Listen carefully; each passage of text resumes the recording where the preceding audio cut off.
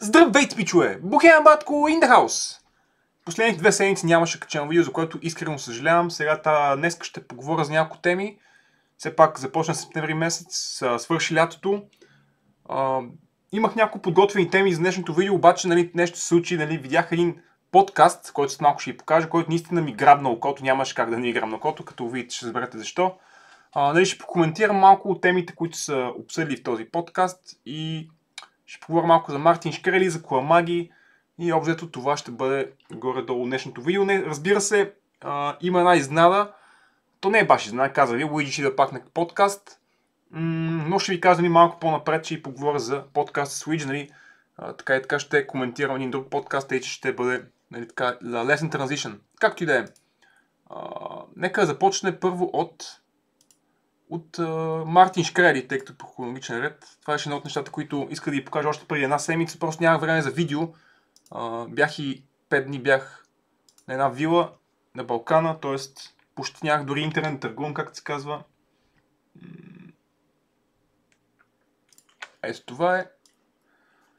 Йова Pretty Attractive Long Idea. Знаете, Мартин Шкрели е изключителен специалист. Това е от 21 август, това е още преди 10 дни. Мартин Шкрели е изключителен специалист, особено в този биотек сектора. Той между другото качва стримове и прави някакъв такъв анализ на такъв тип компании много често, само напоследък и даже понякога вижте, дори прави нещо такова, твитва за някаква компания, казва, че е много добър лонг. Като Йова, тя мисля, че е малко сравнително голям маркет кап, мисля 3,5 милиарда, не може толкова много той да е мръдне с един такъв негов твит, но нека видим на 21 август къде е било. Било е тук и общо е завършил на хая, което е интересно. Той в деня, който е твитнал. Но защо ви го казвам това? Като цяло не е единствената компания, която Мартин Шкрели коментира. Той напоследък пуска много стримове, прави анализи на компании и от време на време прави такива твитове, които със сигурност движат компаниите. Ако сте някой от първите, можете дори да се направи такъв добър скалп, твит скалп, както се казва. Но наистина следете го. Този човек си го следил доста време, нямам време да му гледам стримовете винаги, но пък понякога си ги пускам за бекграунд. Това също така не е единственият твит, който той пуска, който казва, че някоя компания е добър лонг. Няма да ги покажам други, че ви остана вие да свършите малко ресърч. Следващата тема, която ще коментираме малко за Коамаги. Знаете, Коамаги е един от най-добрите трейдери в света. Всички се чудиме какво става с него. Нека сега бързо да му отворя Twitter, да видя дали въобще нещо е твитвало, ако не се може прави по един твит на 2 месеца, нещо такова. Да, няма нищо. Последният му твит е от преди... тук каза What a Legend за някакъв трейдър, който е... Това беше много яко. Аз ще ви го покажа всъщност. Ето. Това е един последен твит, What a Legend, някакъв японец трейдър обяснява, Няма да го гледам тук на стрима, но като цяло, ако сте вие го гледате, той обяснява там за живота си и за трейдинга. Но да, ето, представете си аз да сте на такава възраст, още да сте дейтрейдер, това е голям респект. Знаете, все пак в Япония има доста застаряващо население, но преди това юли месец. Да, това е добър. Вижте какво каза тук за Small Biotech, че са го пръстали някой, той вика, че ако има някакъв байнери евент, по-добре очевидно се търгуват след това, не преди това, ако не сте някакъв убийствен комърджия. Стига толкова сега за Коамаги от този Twitter и да ви покажа какво аз намерих в събредите на Коамаги. Така, отварям го това. Секунда, малко да зумнем тук, се вижда по-добре. Does anyone know when Коамаги will come back? Това е доста legit отговор. Въпрос, извинявам се. What is there to stream when the market is being choppy? Не знам дали маркетът е choppy. Маркетът е в доста сериозен bullface, има доста трейдинг. Може би точно в този пазар не съм най-добри сетъпите, не съм напълно запознат. Може би не той това, че търгува, но не иска да пусне стрим, може би, защото не прави в drawdown, както се казва. Но нека сега какво казват хората. He may choose to never come back to streaming. He worked his ass off for like 10 years to grow his account like he did. And maybe he just wants to relax a bit more and now enjoy the fruits of his labor. He owes us nothing and has already given us plenty of content to consume and learn from it. Това е. Респект за този коментар. Просто респект за този човек. Направо ще го обво. Аз съм с... Се тая. Наистина той не е длъжен на никого, той никога не е продавал нищо, той просто наистина е обективно най-добрият трейдър в света и е споделял съвсем безплатно стотици часове от мъдрости, съвети, коментари. Просто когато имаме човек като него, който е дал толкова много безплатно съдържание, както знаете моето мнение, абсурдно е да се плаща такъв ти да е курс. И наистина аз съм на това мнение на 100%. He owes us nothing. Наистина въобще не бих му се сърдил, че той не стримва, не е стримал от година. Но да. Така. I don't think anyone knows right now. I personally think he'll only come back to streaming and posting regularly when he's not a drawdown anymore. I think he hasn't recovered from losing 25 million in 2022. It seems to me from reading his Twitter in 2023 wasn't his best year either. Тоест, той не е на хая на P&L-а си, това казват хората. Най-вероятно, когато той дойде пак на хая на P&L-а си, тогава ще почне стрима, което е окей. It could very well be the case that he is still in a massive drawdown from having two negative years in a row and therefore doesn't want to stream or be in the spotlight, which is completely understandable. Но да, аз между другото, нали, това е ясно за 2022, те беше обяснял там в някой стрим, но и аз за 2023 бих казал, че по-вероятно е той да е направил пари, а не да е загубил, но може просто да е направил малко пари, но се трябва. Нали, тук вече наистина идваме в изключително много спекулации. Никой не се чувства длъжен, че той трябва да стримва, но разбира се, ще бъде много готино, ако пак успеем да го гледаме и слушаме на живо около Опена. Наистина много ме липсва в тия времена, Куамаги, най-великият в света. И така, нека стигнем до най-важната тема според това видео, тъй като това за мен е някакъв изключителен прецедент. Някакъв подкаст открих как се става проп трейдър. Общо взето Benchmark подкаст. Мисля, че съм попал на него, не съм гледал нищо. Но нямаше как това да ми фанало, като разбира се, както знаете, аз съм проп трейдър. И със сигурност първото нещо, което ми беше важно да разбере е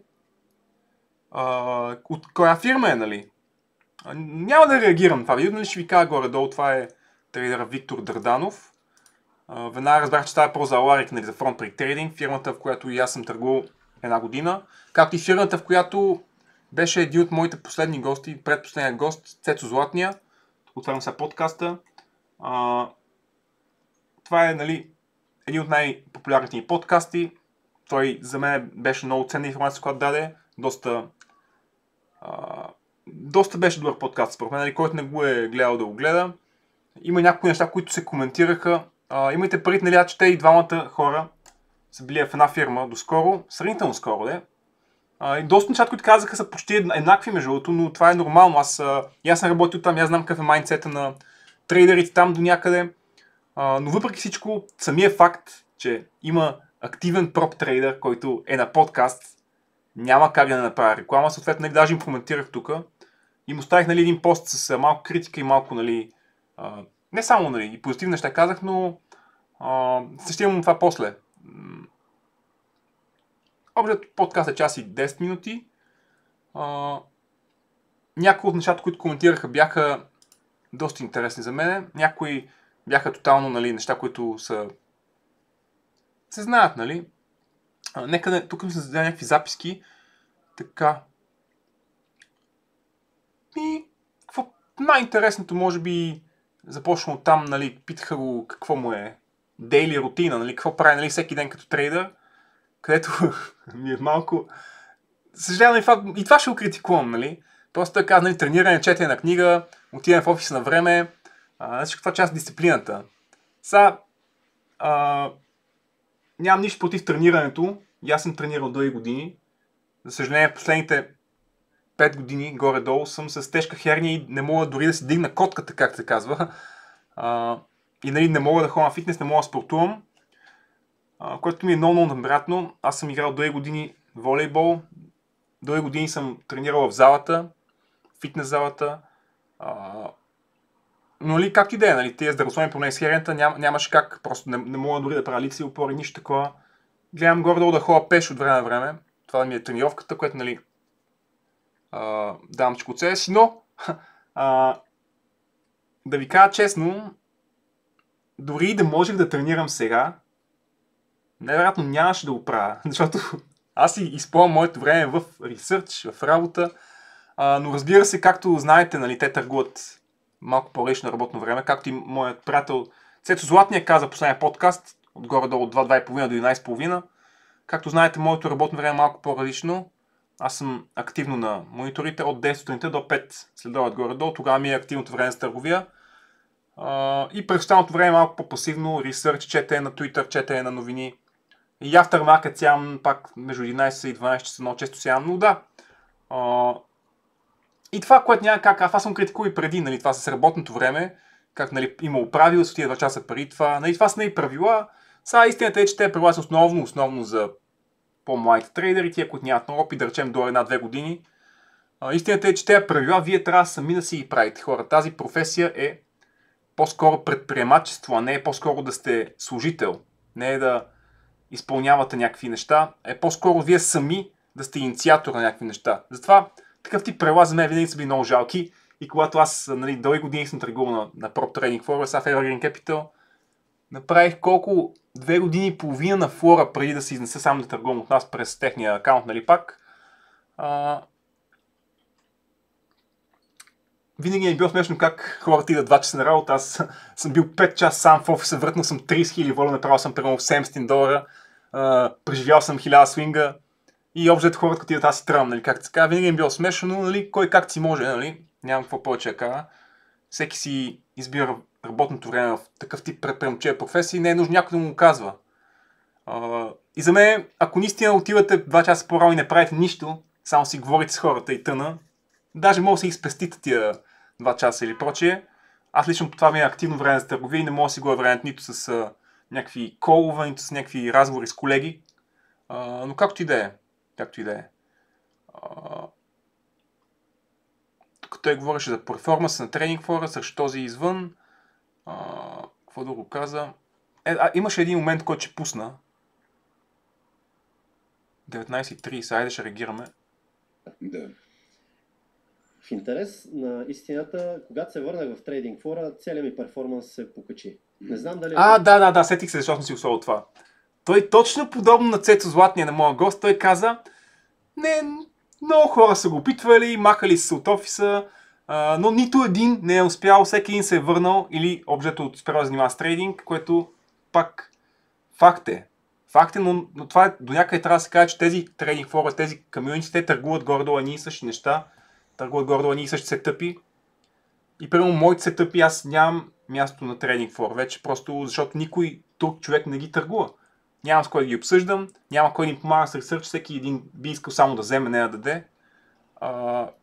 И никой, защото нали, те като цяло са свикнали да правят пари Fixed Income Securities, те не са свикнали да правят това, което аз търгувам. И никой няма дори да си яде от времето да вкара в моите сетъпи, нали, как се казва, защото те си имат техните. Съответно и обратното е вярно, и аз не бих се занимавал с тия preferred stocks, не бих правил ресърч за тях, просто защото съм запълнил деня с ресърч за моите сетъпи. И това беше малко интересно, че това каза, че си е взел почивка, пробва да търгува извън къщи, но пък разбира се, като се е върнал, тогава му скачил перформанса, също нещо каза и Цецо Златния. Аз нали като цяло това не мога да критикувам, това го разбирам, просто когато търгуват ние същи неща, по-добре е да си на място, където същите хора ги търгуват тия неща, like-minded people, нали, не същите хора. Така, за почивка, така, нали, ако това ще се разумете с почивка. Това е също нещо, което и аз бях промит от това, когато бях в Лари 2017 за почивката, тук ако имаш лоша серия, бла, вземи се почивка. Всеки, който ме познава, знае, че аз не съм почивал от, както работя проп трейдер в Evergreen Capital, не съм почивал един ден. Един ден не съм почивал. Един ден да си кажа, нали, днеска няма да търгувам, днеска. Да, случвало се да след операция да съм в болницата, да не мога да търгувам, нали, няколко дни. Случвало се да имам срещи с адвокати, срещи с лекари и тъна, да не мога да търгувам в някакъв момент. Да, случвало се, но да си взема почивка, да си кажа, не, днеска ще почивам, днеска няма да търгувам. Малко да си изчиста майндсет, това не ми се чул нито един ден в кариерата ми. Защо? Защото аз съм печеливш трейдър, колкото и тъпо звуча, аз имам някакъв average, който правя, нали, всеки ден и аз го правя, нали, от години. И аз просто знам, че аз ако не седна да работя този ден, аз просто тия пари все едно съм ги загубил. Това е убийствен missed opportunity. Но, когато бях в Аварик, не бях печеливш трейдър, бях губещ трейдър и разбира се, е лесно да ти фидна този менталити, че когато не губиш, не си знаеш почивка. Защото, нали, overall си губещ трейдър така или иначе. Да, има свингове, да, има различни трейдинг, да, има дроудаунове, да, особено в свинг трейдинга, понякога може да имате, нали, доста време, в което да не правите пари. Но в крайна сметка, особено ако сте дей трейдър като мене, няма абсолютно никаква причина да си взимате почивка, освен ако нямате някакъв здравословен проблем, какъвто аз съм имал, в много пъти съм имал, но много малко пъти всъщност съм имал възможността да почивам. Така, друго, което те коментираха, един от въпросите, който ми хареса, беше за discretionary versus systematic / automated trading. Това беше един от въпросите, които наистина ми харесаха. Там отговорите бяха малко, нали, generic, нали, проче нямаше кой знае колко интересно, но самия факт, че разпитаха за това е важно. Prop трейдинга като цяло е discretionary trading, това всички го знаеме. Нали, когато се говори повече за systematic и за automate, нали, се говори повече за алгота, нали, за алго трейдинг. Друго нещо, което много ми хареса като въпрос, беше когато водещия пита какви win рейtovе имате спрямо риск реворда, как се балансира, нали, това какъв трейдър си, дали зависи от, да речем, от характера на самия трейдър.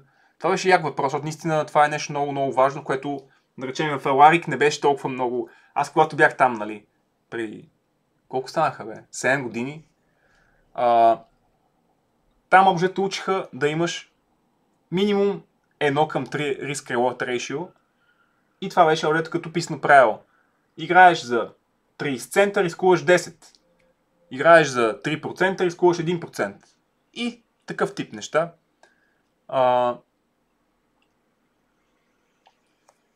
И там въобще не се имаха в предвид win рейтовете. Само ти казаха, гледай го това риск reward. Очевидно аз имам, после ще ги покажа, нали, един файл. Като имаш по-голям win rate, може да си позволиш много по-малък риск reward, какъвто случай аз правя. Аз много голяма част от моите трейдове са горе-долу 1:1 риск reward ratio. Да, имаме такива, с които са много добри, 1:5, 1:10 дори. 1:5, 1:10 много така. Но когато имаш висок win rate, може да си позволиш да влизаш много по-често в такива трейдове, когато рискуваш 1:1. И така,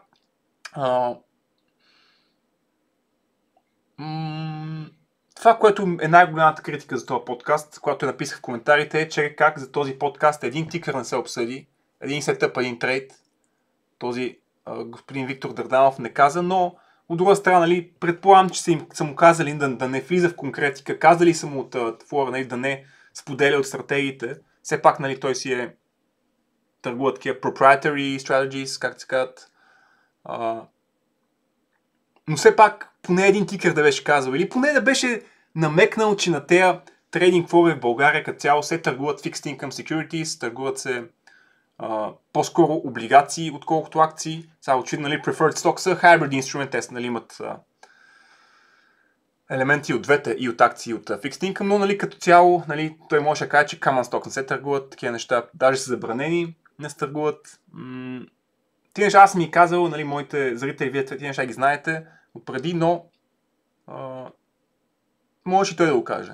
Защото това е много голяма разлика. Това за мен е основната разлика от трейдинга, какъвто някакъв средностатистически човек си мисли, че е, спрямо разликата в това трейдинга, който се практикува в проп трейдинг форумите в България. То е от земята на небето. Просто повечето хора си казват, тук гледам някакъв трендлайн, тук е съпорта, тук е резистенса, дай тук ще скалпирам, дай тук ще влеза, ще вериджирам. Това като цяло в този трейдинг, който е за Fixed Income Securities, то няма нищо общо с това. Просто там се въртат спредове, там се гонят, нали, префери с които са паднали, които имат добър фундамент, спрямо това да са шортът префери, които имат лош фундамент, са качили. Някакви такива стратегии се ползват, които нямат нищо общо с масовата идея на трейдинга на човек, с някакъв средностатистически човек, нямат нищо общо. Просто всеки си ми за equity, като ми за търга. Всеки си мисли как търгува Facebook, Google, Amazon, Apple, Tesla, Nvidia. Всеки това си представя за трейдинг, нали? Биткоин или въобще пазара се търгува, но когато става въпрос за търговия на такъв тип Fixed Income Securities, това е разликата от земята до небето. Според мен ще да бъде най-яко това той да го обясни. Но, въпреки всичко сега, сигурно има някакви забрани на това, какво може да каже и какво не. Въпреки всичко той, водещия, каза, че ще имат следващ подкаст с него, т.е. може да има, нали, възможността да коментират специфични трейдове. Ето тук между е момент, в който да кажа, че моят гост Уиджи, една секунда, който беше преди 2 години и половина горе от тук. Само да ви го извада, ще ми извините. Ето това е пътят на един от най-успешните BG трейдери, Уиджи Podcasts, преди 2 години и нещо. Тогава още беше лошо качество на продукцията, сега, нали, пак ще взема студио под наем, т.е. нали, няма да има никакъв проблем. Звука не е много добър, но разбира се, Уиджи е един от по-известните трейдери в България. Мисля, че в повечето трейдинг форуме го познават, знаят за него. Той наистина е един от хората, които е създал собствен стил, един от хората, който наистина може да има такъв тип initiation, има такъв скил. Мисля, това е, нали, човек, който може само да бъде уважаван. Не мисля, че има трейдър, който да го хейтва Уиджи в България. Наистина Уиджи е много готин трейдър, много успешен. Той ще бъде пак на гости на 19 септември, което се пада понеделник. Ще бъде на живо, ще бъде в същото студио, което беше предишния подкаст с Пресян Цветанов. Ще бъде 2 часа. Разбира се, голяма част от въпросите, които са такива базови за бекграунда му, за някакви такива бейсик неща, няма да ги има. Половината от този подкаст, горе-долу 1 час, ще обсъждаме конкретни трейдове. Той самия ще обсъди, може би, 2-3 трейдове, които той е предприел през последната година, да речем. Ще покаже какъв е сетъпа, ще каже, нали, какви са нещата, които са важни да се гледат, когато се влиза в този трейд. Общо ще бъде много специфично, ще има много неща, които може би ще ви бъде интересно да видите как мислят трейдерите в България. И така, и аз ще презентирам някой мой трейд, може би един само. Ще помисля, нали, ще им колко време ще остане. Предпочитам, нали, Уиджи да говори повече в този подкаст, а не аз да говоря повече. Но да, 19 септември или 7 часа, или 7:30 ще пусна, разбира се, една седмица по-рано ще пусна такъв schedule от стрим, ще видите кога, ще знаете кога е. Има време от тогава, но, нали, имам претенцията да кажа, че това такъв тип контент в България няма, да се обсъждат конкретни трейдове, много специфично и, нали, от хора, които са активни трейдери, нали, като мен и Уиджи. Като, нали, аз имам колко опит вече, да речем 5-6 години опит имам вече на пазара ежедневно. Уиджи може би има 10 години опит, трябва да опитам, може би 9 да са, се тая, ще го обсъдим това с него. И така, нека сега се върнем на предишния подкаст. Какво още повече имам да коментирам за това? По едно време излякох някакви реклами за курсове и в този момент си казах, и тия измамници правят курсове, няма дори да го коментирам това да им правя реклама, но после видях, че са безплатни. Безплатно обучение, тъй че не мога да кажа нищо негативно, щом продават безплатно обучение, нека да се ангажират хората, въпреки всичко аз, нали, когато търся безплатно обучение, няма да търся обучение на бенчмарк, които, нали, май са брокер, нали, не че не мога да кажа нещо лошо за тях, но пък по-скоро ще искам обучение от най-добрите света, които са Коамаги, Lance Brightstein, S&P Capital, най-известният трейдинг форум на света, винаги бих търсил там като цяло. Но, разбира се, и моята е целта да създавам съдържание, с които да е обучително, и моята е целта да консолидирам, така да се каже, трейдинг комюнитито в България. Не съм най-добрият човек за това, тъй като, нали, аз самия не търгувам Fixed Income Securities, но пък съм минал там, знам за там. И, нали, имам доста приятели, познати, които се занимават с това все още. И да, така, да, за финал. След като говориха за риск рeward, той каза, понякога случва 10 пъти да си грешен, което е напълно нормално, което е до някъде, как да кажа, някакси се контрира себе, защото буквално няколко минути преди това казаха, нали, за win rate, че зависи от това. Защото аз ако имам 90% win rate, да, 10 пъти поред да съм грешен, няма да се случи. Повярвайте ми. Просто това е шанс, много малък. Наистина е, може би шансът да спечеля лотарията е по-голям, но зависи от win rate. Разбира се, хора като Коламаги, те имат 25% win rate, случи ми се на тях да са в някакви drawdowнове в някаква много голяма част от времето. Но такъв ме стила и съответно супер scalable и знаете Коламаги знае какво прави. Но да, искам да кажа, че това си 10 пъти подред грешен, ако имаш висок win rate, не е нормално. Не е нормално, но разбира се, ако имаш 50% win rate е напълно нормално. Затова трябва да си готов на такива свингове. Аз, разбира се, както съм казал и преди, съм си измислил моя стил трейдинг, който е с висок win rate, който е да нямам drawdowнове, което ми доста помага на психиката, доста ми улеснява до някъде живота. Да, грайндя по цял ден, да, не съм почивал, но може би от това, че нямам толкова много свингове, до някъде ми прави работата малко по-лесна от към психика и от към емоция, да речем, така да се каже. Поговориха малко за книги, споменаха там клишетата, How to Trade in Stocks, Trading in the Zone, какво друго споменаха. Да, това са, нали, клишетата, не са лоши книги, тъпо е малко, че, нали, все пак това е YouTube канал, можеш да пита, нали, кажи някой YouTube канал. И даже не говоря за моя канал, разбира се, аз никога не бих се слагал към най-добрите в света, но да спомене хора като S&P Capital, които са най-известният трейдинг форум в света, които дават безплатно обучение. Да спомене Ланс Брайтстин, който е, нали, бивш трейдер в S&P Capital, да спомене Кристиан Кормай, който сам, нали, от $5000 направил 150 милиона. Такива неща. Можеш, нали, малко това, но сега това е малко по-специфично. Все пак сме в YouTube, нали. Сега можеш да питаш за YouTube канали, а не за книги. Тъй като в днешно време се консюмва, т.е. се яде доста повече контент, който е свързан с,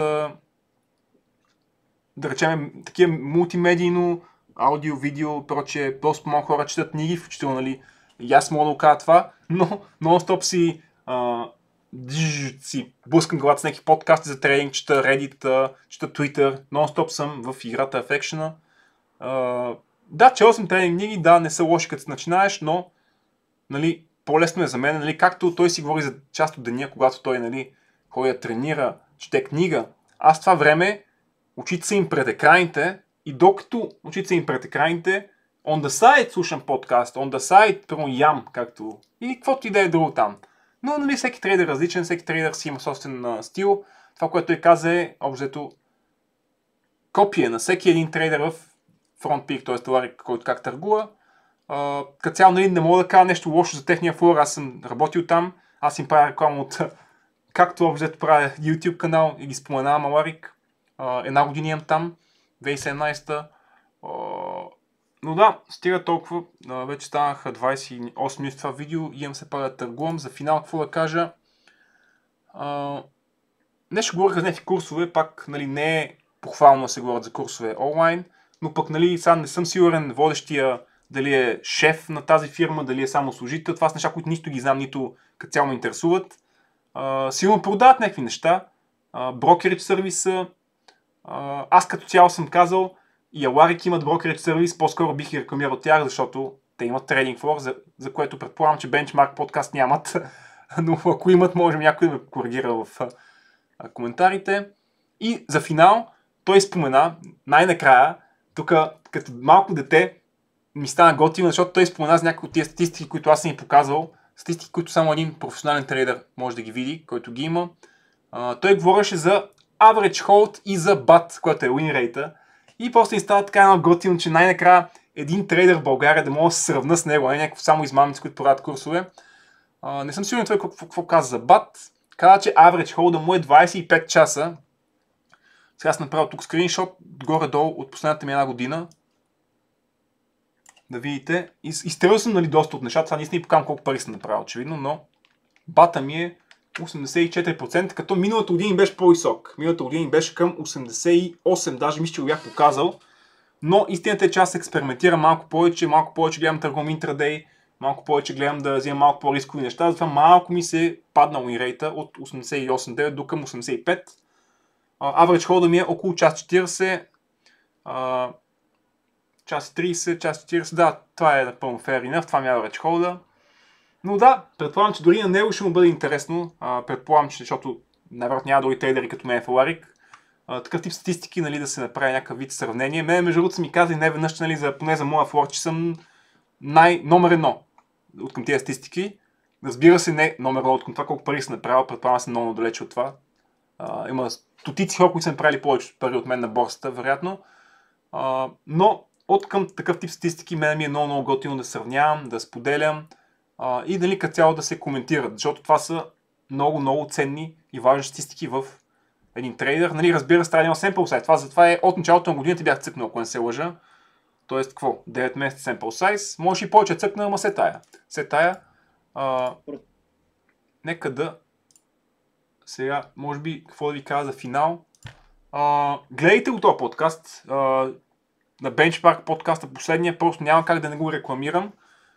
Очаквах малко повече, но от друга страна очаквах и да няма чак толкова много неща, които, нали, да са ми толкова ценни за мен, нали? Неща, които аз ги знам, но просто респект за Виктор Дърданов, респект, че въобще е готов, дали, да си споделя името в интернет като трейдер. Знаете, че сигурно и водещия знае на този подкаст, че малко трейдери въобще се навиват да говорят по подкасти. Нали, това е явно някакъв негов приятел, затова са успяли така да случат нещата, както и стана в Цецо Златния, разбира се. Цецо Златния ми е доста близък, нали, доста години сме били заедно така на тренинг форове, там по заведения и прочее. Смисъл сме били доста близки.